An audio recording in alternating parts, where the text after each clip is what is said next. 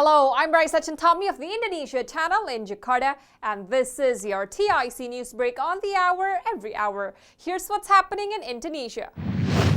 Anger against the national police mounted in Indonesia on Monday after 125 people were killed in one of the deadliest disasters in the history of football. The tragedy on Saturday night in the city of Malang also saw 323 people injured. The incident unfolded when fans of home team Arema FC stormed the pitch at the Kanjuruhan Stadium after their 3-2 loss to bitter rivals Persibaya Surabaya. Police responded by launching tear gas into packed terraces, prompting spectators to rush to small gates where many were trampled or suffocated. President Joko Widodo announced the probe into the incident, but rights groups said it should be independent and officers should be held accountable for using tear gas in a confined area. FIFA's president Gianni Infantino called the tragedy a dark day for football. World Football united to mourn the tragedy, with Spanish clubs holding a minute's silence and top teams across Europe sending their condolences online.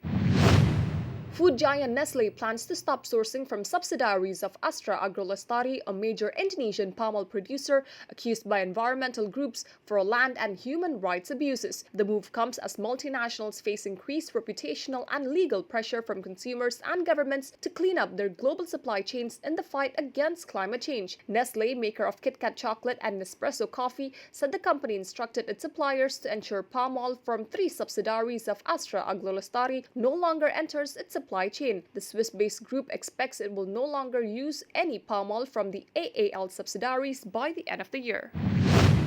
Headline inflation continued its upward spiral as the government raised fuel prices, setting preconditions for higher transportation costs in the coming months. The consumer price index in September jumped to 5.95% year-on-year, the highest since October 2015. Monthly inflation, meanwhile, saw a 1.19% increase, the highest since December 2014 at 2.46%. In the financial markets, here's how stocks and the currency opened in Jakarta and around the region.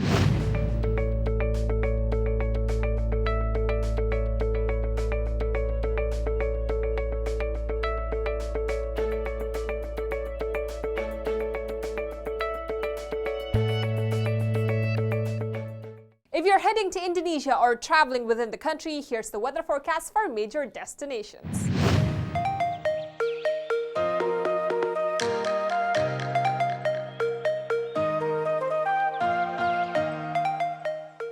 And that's what's happening in Indonesia. I'm Raisa Chantami with your TIC News Break.